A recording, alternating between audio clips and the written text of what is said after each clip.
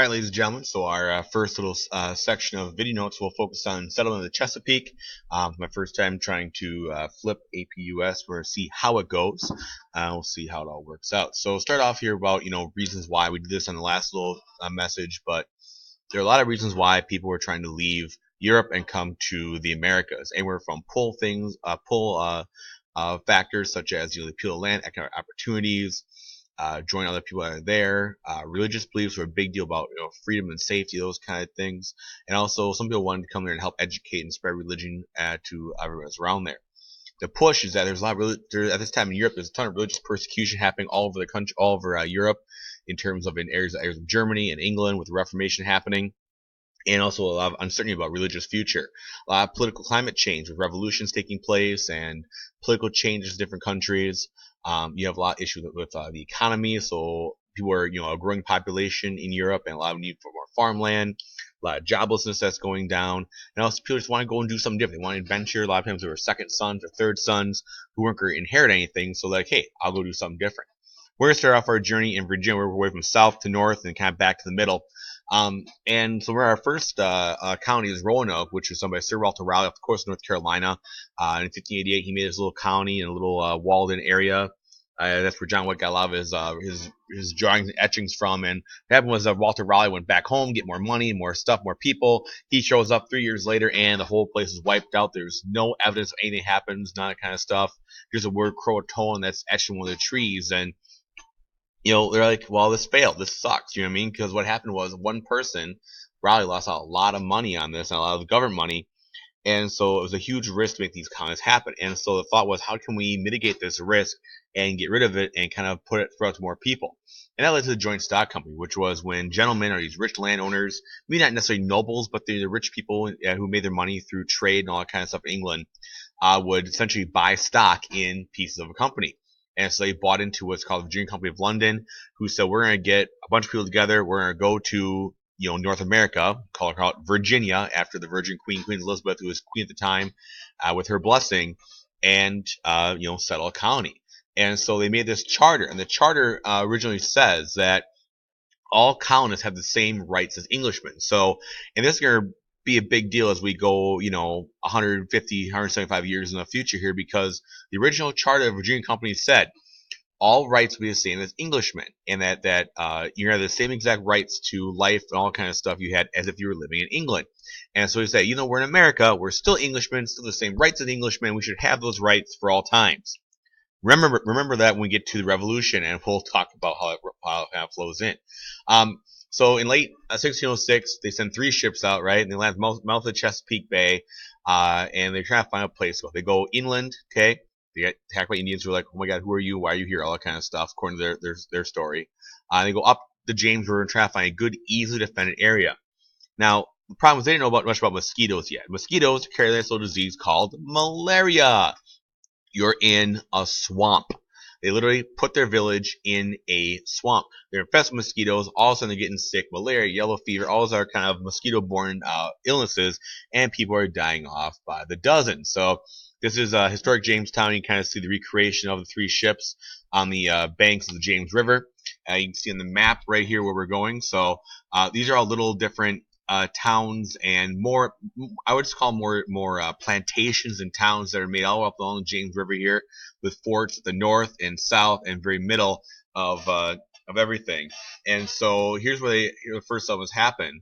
The little triangles are the Native American villages that are around it.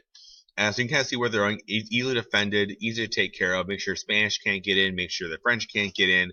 But, like I said, you're in a swamp. So that's going to make a big problem for a lot of people to have, and it's also very difficult to get to that way and to grow food in. Here's our very early etching of our map. You notice that you have the Native Americans on the outside of the little triangle-shaped village with cannons on each side, and the village in the middle. Here's more of a computer-generated kind of view of it, so you can see what it may have looked like that way. And here's the recreation of some of the housing areas. You can probably go there and pay a bunch of money and go walk around this in Virginia if you want to. So we have already. Personally, I haven't yet. We're going to see a very rustic type living. The chapel they would have built around 1611 or so. And so, we're talking about the early struggles they had is that, 40 people died just on the boat ride over. That's the first problem. one of the ships got the wrong way. We have settlers who are dying by the dozens because of disease, malaria, malnutrition, all those kind of deals. And the problem was who settled.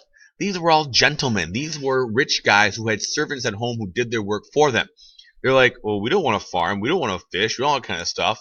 The quote is that there were game in forests and fish and river went uncaught. Instead, they came for one thing. They wanted gold. And so they spent all their time with shovels and pickaxes going out in the woods looking for gold instead of actually growing food. Now, that'd be great, but you kind of need food to live. And so the big problem was that all of a sudden people were starving to death because nobody wanted to grow food.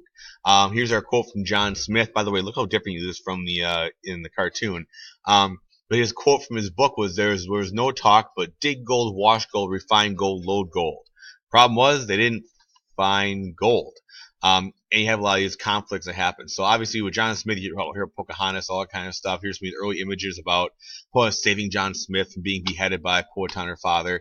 Obviously here's the cartoon. We're not going to watch that now though. By the way, so you guys know the Pocahontas movie? Probably wrong. Yes, John Smith was probably captured by Powhatan, who was the chief of this confederacy of Native American tribes around Jamestown. According to John Smith's story that he wrote, his book that he wrote, which he wrote to sell in England and kind of tell people about it, she saved him. Now, granted, he was in his 30s. She was probably like 12. All right. They never married, never fell in love, and that kind of stuff, right? Rumor is, from some of the diaries look at, she probably went to the fort a lot. She probably brought food to the fort, played games with the kids, all that kind of stuff that may have been there. But, yeah, probably not the whole love story we see there. That happened. According to one we got, she married a warrior. Later on, married John Rolfe, who was an English planter, and she actually went to England to meet the Queen, and she died of smallpox. This would be a very important marriage later on. We talk about the conflicts between the members of Jamestown and the Native Americans around them because these marriages were important. So here's our migration we see of how they come from up to 1660. Most actually went to the West Indies. I mean, that's where all the money was. That's where early settlement was, to get sugar crops, that kind of deal. Whereas the Chesapeake becomes 50,000 people, New England 25,000 people, all the 189,000 that come over here. So really, North America isn't that big of a deal. It's all in the Caribbean right now. In the South, the problem is that they made these big, huge, large plantations try and grow stuff or hunt for gold. Big, huge 100-acre plantations, 5+ miles apart. We start seeing a very disjointed society. We'll talk more about this in class a little bit, but there's really no community that forms here. Everyone's kind of on their own, out for themselves, trying to live and make money is all they're really trying to do.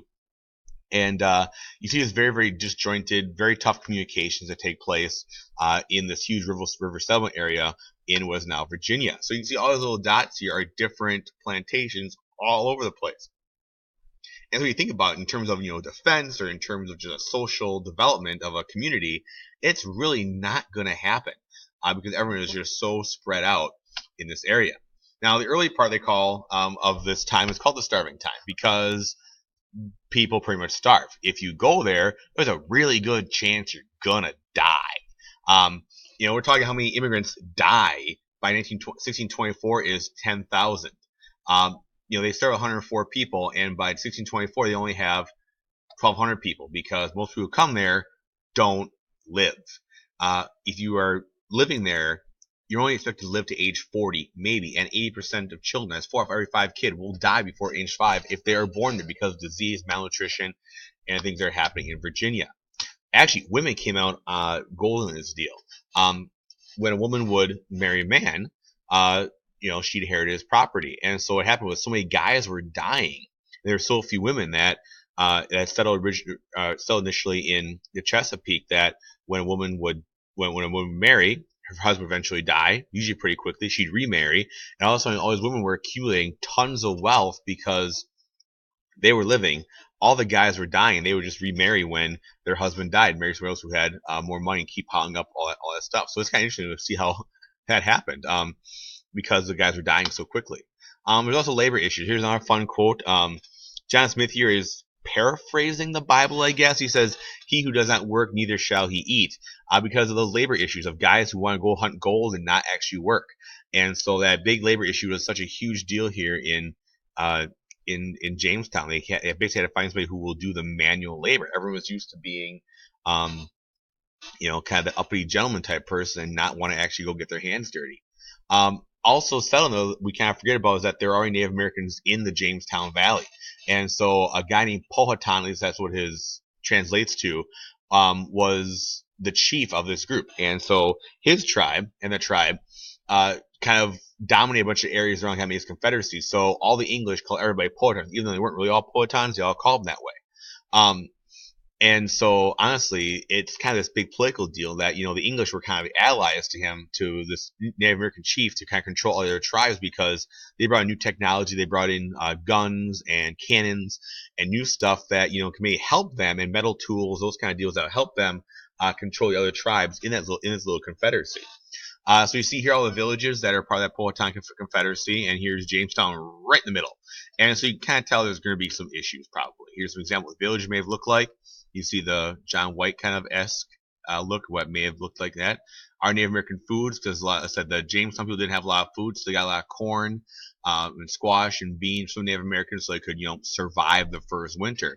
And the thing is, eventually, things were all right first, right?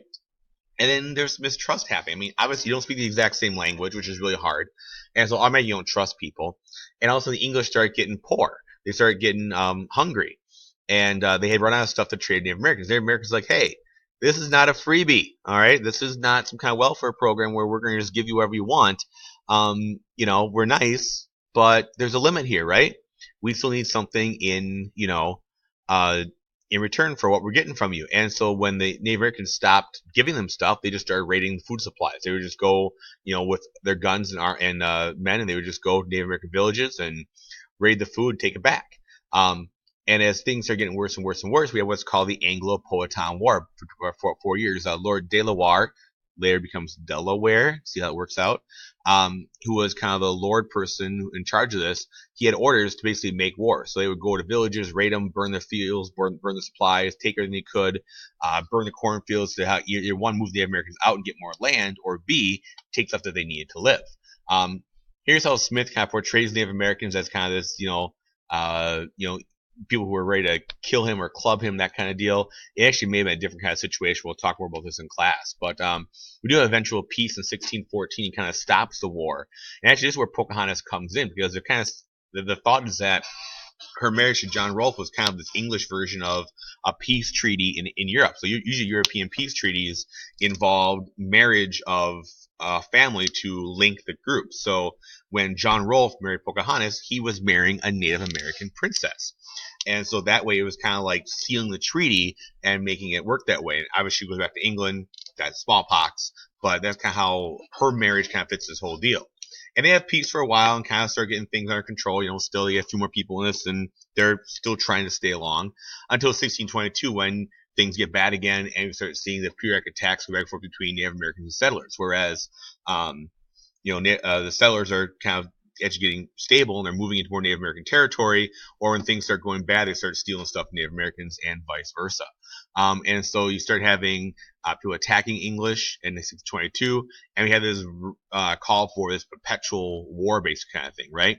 And all the raids and contact and disease start decimating the Native American population and driving them further westward. Because if those diseases are killing the English people who've been exposed to them, imagine what they're doing to the Native Americans who have yet to be exposed to them as this goes. So here you see an example of an English etching of the Powhatan uprising, and you can kind of think about the context and the point of view of this one.